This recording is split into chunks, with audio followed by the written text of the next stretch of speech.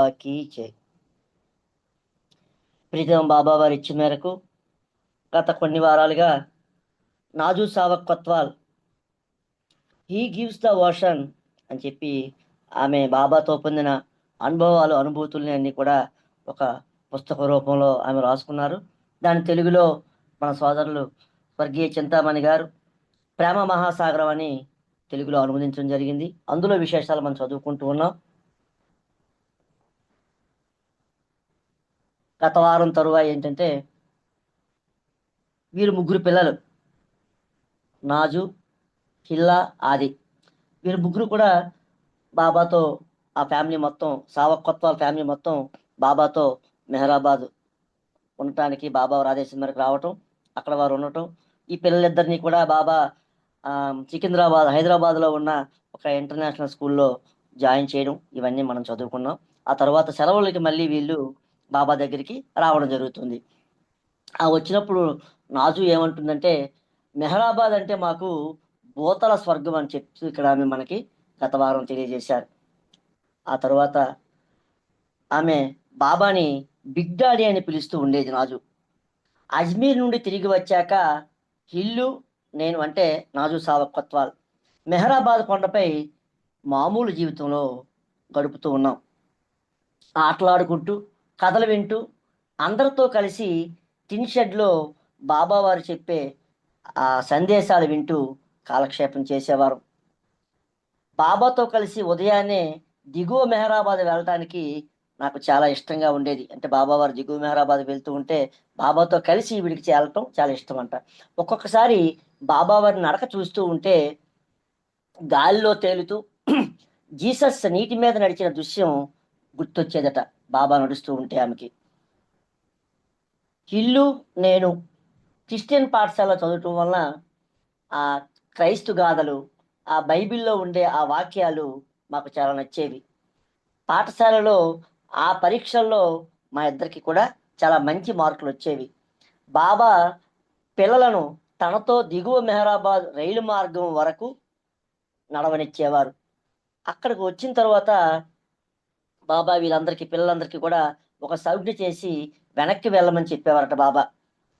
బాబా వారి ఆజ్ఞ వెనక్కి వెళ్ళమని, కాబట్టి ఈ పిల్లలందరూ కూడా బాబాతో కలిసి మెహరాబాద్ నుంచి ఆ రైల్ ట్రాక్ వరకు కూడా పిల్లలందరూ కలిసి వచ్చేవారు. తిరిగి అక్కడి నుంచి వెనక్కి వెళ్ళిపోయేవారట. ఒకరోజు బాబాను తొలి సంధ్య కాంతుల్లో చూడాలని నాకు అనిపించిందని ఇక్కడ నాజు చెప్తూ ఉన్నారు. ఉదయం కొండ దిగుతూ ఉండగా పరుగెత్తి బాబావారి ముందుకు వెళ్ళి ఎదురుగా నిలబడ్డాను. ఉదయభానుని లేత పసిడి కిరణాలు బాబాపై పడుతూ ఉంటే ఆయన యొక్క లేత గులాబీ రంగులో బాబా మెరిసిపోతూ ఉన్నారట. ఆ భుజస్కంధాలపై జాలువారిన శిరోజాలు పసిడి వన్నెతో మెరిసిపోతూ ఉన్నాయట. రోజు మేము స్కూల్లో చూసే ఆ జీసస్ క్రైస్ట్ యొక్క ఆ వర్ణ చిత్రం నా కళ్ళ ముందు మెదిలింది అంటూ ఇక్కడ నాజు సావక్ కొత్వాల్ మనకు చెప్తూ ఉన్నారు. ఆ బాబా యొక్క ఆ ముగ్ధ మనోహర రూపాన్ని చూసి ఈమె ముగ్ధురాలైపోయిందట. బాబా నన్ను తట్టి అలా ఉండిపోయిందట బాబాను చూస్తూ ముగ్ధురాలై. అప్పుడు వెంటనే బాబా నాజుని తట్టి, ఏమిటి అలా చూస్తున్నావు అని అడిగారట. నేను, బాబా మీరిప్పుడు ఉదయించే సూర్యుడిలా చాలా అందంగా ఉన్నారు, మిమ్మల్ని నేను ఎప్పుడూ ఇలాగే చూడాలని అనుకుంటున్నాను అని బాబాకి చెప్పింది ఈమె. వెంటనే బాబా చిన్న నవ్వుతో నా బొగ్గ తట్టి ముందుకు వెళ్ళిపోయారు బాబా. ఇంక తిరిగి బాబా ఏం రిప్లై ఇవ్వలే. ఆమె చెప్పిన దానికి ఆ బొగ్గ మీద చిన్న తట్టి బాబా ముందుకు వెళ్ళిపోయారు. నేను సాగిలబడి కూర్చొని ఆ దృశ్యాన్ని మళ్ళీ మళ్ళీ గుర్తు తెచ్చుకుంటూ మైమరిచిపోయానంటూ ఇక్కడ నాజు చెప్తున్నారు. ఆ దృశ్యాన్ని మళ్ళీ ఆమె గుర్తు తెచ్చుకుంటూ మదిలోకి ఆ దృశ్యాన్ని ఆస్వాదిస్తూ ఆమె మైమరిచిపోయింది ఆ సమయంలో. నేను ఊహలలో, ఉద్వేగంలో, భావప్రాప్తిలో తేలియాడే స్వభావం గలదాన్ని ఒకటి చేత ఆ అందాల రాయిని సోయగం ఈనాటికి నేను తలుచుకుంటూ ఉంటే ఆ కళ్ళ ముందుకొచ్చి నాకు మైమరపు కలిగిస్తోంది అంటూ ఇక్కడ నాజు సావక్ కొత్వాల్ చెప్తున్నారు. ఇంకా ఎలా అంటున్నారు ఆమె, నేను ప్రకృతిని, అందాలను ఆరాధిస్తాను కనుకనే నేను రచయిత్రిని అయినాను. నా చిన్నతనం నుండి బాబా వారి అందానికి నేను దాసోహమైపోయాను. ఆయన మా బిగ్ డాడీ. మూర్తిభవించిన సౌందర్యం బాబాది. ఇంకొక రోజు బాబావారితో కలిసి నడక సాగిస్తూ బాబావారి పవిత్ర పాదాల కింద నలిగిన ఆ చిన్న చిన్న గులకరాలను ఏరి అందమైన ప్లాస్టిక్ డబ్బాలో వేసి భద్రపరచాలని అనుకున్నాను. ఎందుకంటే ఆ రాళ్ళు నిజంగా అద్భుతమైన సంపద. నేను అతి జాగ్రత్తగా వారి పదఘట్టన గమనిస్తూ, అంటే బాబావారి ఆ నడకని గమనిస్తూ, వాటి కింద పడిన బాబావారి పాదాల కింద పడిన ఆ చిన్న గులకరాలని ఏరుకున్నారు. ఈమె ఏరిందట. వాటిని భద్రపరిచి ఈనాటికి కూడా వాటిని అన్నిటినీ ఆమె నగల పెట్టెలో ఉంచి బీరువాలో అతి జాగ్రత్తగా సాకుతూ ఉందట. ఎందుకంటే ఆమె అంటున్నారు ఇక్కడ రాజు, అవే నాకు అసలు సిసలైన వజ్రాలు అంటున్నారు ఆమె.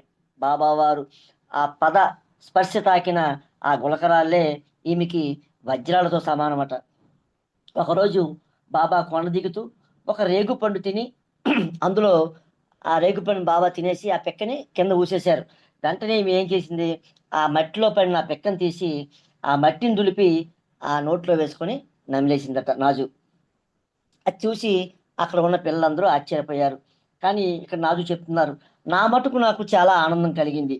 తర్వాత కొద్ది కాలానికి తెలిసింది ఏమంటే, రేగుపండు ఆయుర్వేద వైద్యంలో చక్కెర వ్యాధికి ఉపయోగిస్తారని. ఎందుకంటే మా వంశంలో చక్కెర వ్యాధి అనువంశికం, మా వంశంలో అందరికీ ఉంది. కానీ ఇంతవరకు చక్కెర వ్యాధి నాకు రాలేదు అంటే బాబా ఆ రోజు ఉమ్మిన ఆ పిక్క తినడం నుంచేనని నా యొక్క దృఢమైన విశ్వాసం అంటూ ఇక్కడ నాజు కొత్వాల్ బాబా మనకు తెలియజేస్తున్నారు. ఆ రోజు ఆ చిన్నపిల్లప్పుడు బాబా ఊసిన ఆ రేగుపండు పిక్కని ఆమె తినడం వల్లే నాకు ఆ అనువంశిక అయిన ఆ చక్కెర వ్యాధి నాకు రాలేదని చెప్తూ ఇక్కడ మనకి తెలియజేస్తున్నారు.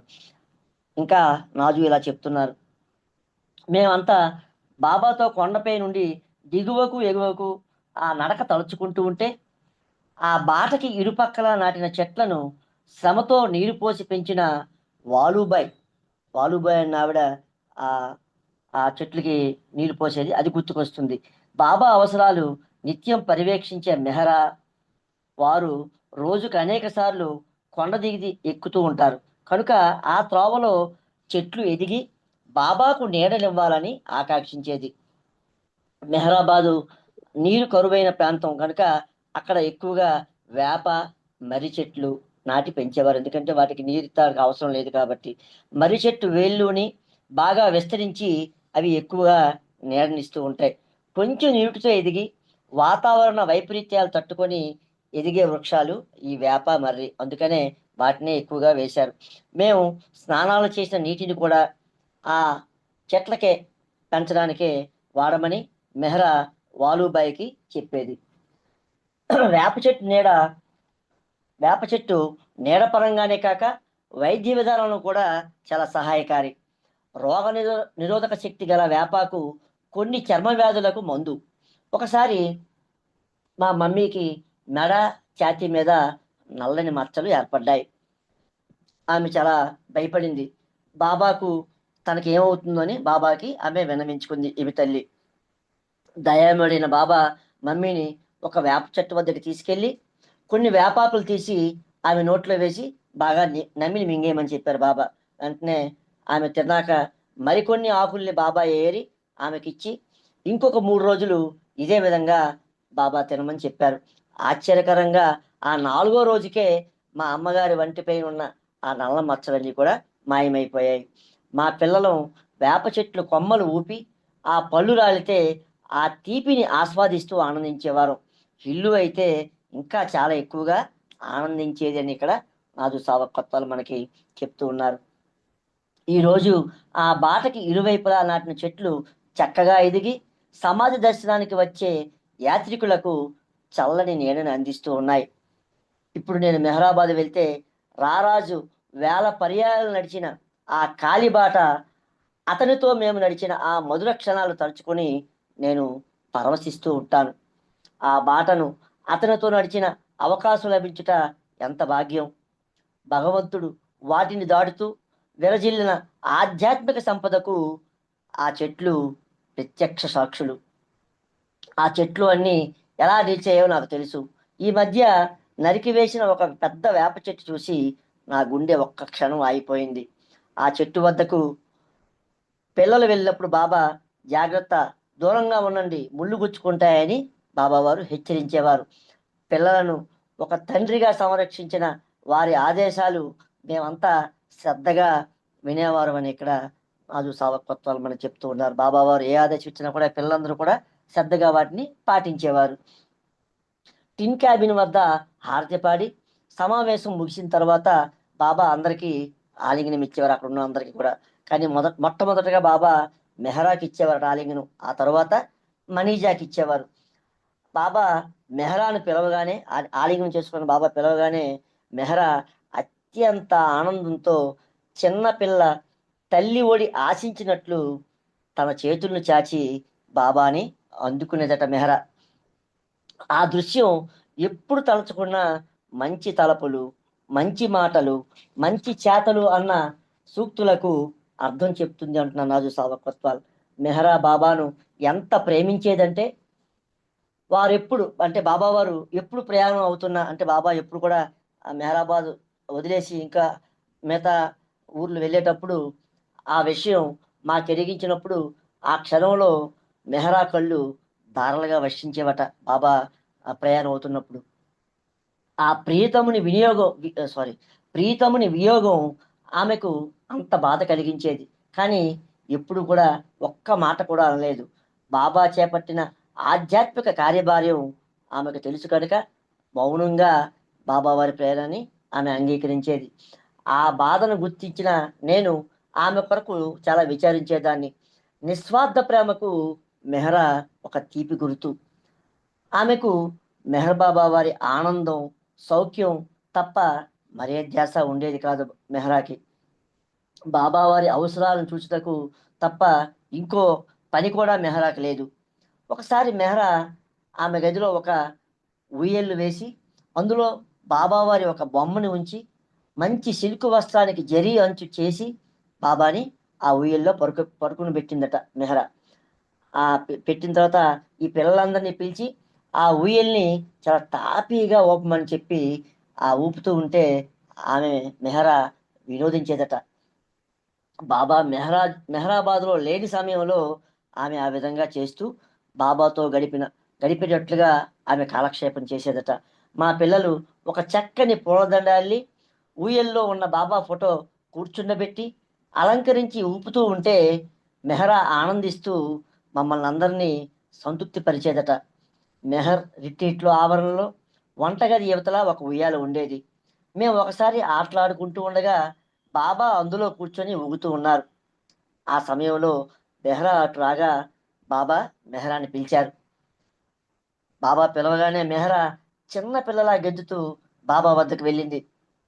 బాబా మెహరాని ఉయ్యలపై కూర్చోమన్నారు. ఆమె మమ్మల్ని చూస్తూ ఉయ్యలపై కూర్చొని బాబా ఎడమ భుజంపై తల ఆనించి కుడి చేతిలో వారిని చుట్టబెట్టి ఆ ఉయ్యల్లో బాబాతో పాటు మెహరా ఊగసాగింది. ఆ స్వర్గ దృశ్యం వర్ణాతీతం అంటూ ఇక్కడ నాదు సావకత్వాలు మనకు చెప్తూ ఉన్నారు. నాకు ప్రాపంచిక ప్రేమికుల విషయం కొంచెం తెలుసు. ఎవరైనా ఇద్దరు భౌతిక ప్రేమలో లోకానికి మరుగై ఏకాంతత కోరుకుంటూ ఉంటారు, అంతేకాని ఆ ప్రేమను ఇతరులతో పంచుకోరు. కానీ మెహరా ఆ ప్రేమని, ఆ ఆనందాన్ని మా అందరితో పంచుకుంది. సనాతన సాంప్రదాయ కుటుంబంలో బొంబాయిలో పుట్టి ప్రపంచం కొద్దిపాటిగా ఎరిగిన నాకు మెహరాకు బాబా ఎందుగల ప్రేమతో అసాధారణ పవిత్రత ఆ ప్రేమలో నాకు గోచరించింది అంటూ ఇక్కడ నాదు సావకత్వాలు మనం చెప్తూ ఉన్నారు. అదే విషయం నేను సెయింట్ యాన్స్ స్కూల్లో చదివే రోజుల్లో, అంటే 1943లోనే ఒక కవితగా వ్రాసి మెహరాకి పంపాను. నాదు సావకత్వాలు స్కూల్లో చదువుకున్న రోజుల్లో 1943లో ఒక కవిత రాసి మెహరాకి పంపారట. ఆ కవిత ఎలా ఉంది? నాదు సావకత్వాల్ మెహరాకు రాసిన కవిత. ఓ మెహరా, నీవు దేవలోకపు మహారాణివి. నీ పాటలు పాడాలని మా ఆకాంక్ష. మేము ఎలుగెత్తి పాడుతాం, మా పాట శ్రద్ధగా విను. లిల్లీ పువ్వుల పవిత్రురాలివి, కాంతులతో విరజిల్లు సుగంధ పరిమళానివి. ఆ పరిమళాలు వ్యాపించి హాయి గొలుపుతాయి. నిజానికి నీవొక ప్రేమమూర్తివి. గులాబీ పువ్వు లాంటి నీ సౌందర్యంతో స్వర్గలోక అందాలను అందించావు. ప్రతి జీవిని ఆనందపరుస్తూ నీ పవిత్ర రాజసానికి చేరువ చేస్తావు. పూలబాలల మృదువగు వ్యక్తిత్వం, నిరాడంబరం, మృదు సంభాషణం, ప్రియ నేస్తమా మెహరా, నీవు ప్రియతముని హృదయానివి. సర్వ సుగుణ రాశి, ఓ దేవత, నీ దయ నాపై ప్రసరించు.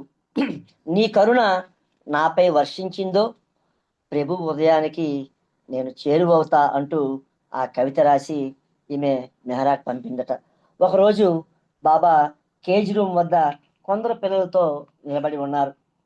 మెహరాకు ఇష్టమైన తెల్ల గుర్రం దగ్గరగా అక్కడ ఒక చెట్టుకి కట్టబడి ఉంది. మెహరాకి తెల్ల గుర్రం అంటే చాలా ఇష్టం, అందరికీ తెలుసు.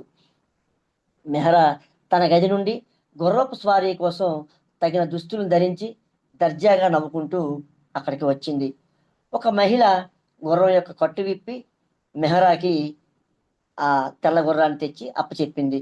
మెహరా కళ్ళల్లో ఆనందపు కాంతులకు కారణం ఆమెకి ఇష్టమైన గుర్రపు స్వారీ అని బాబాకు తెలుసు.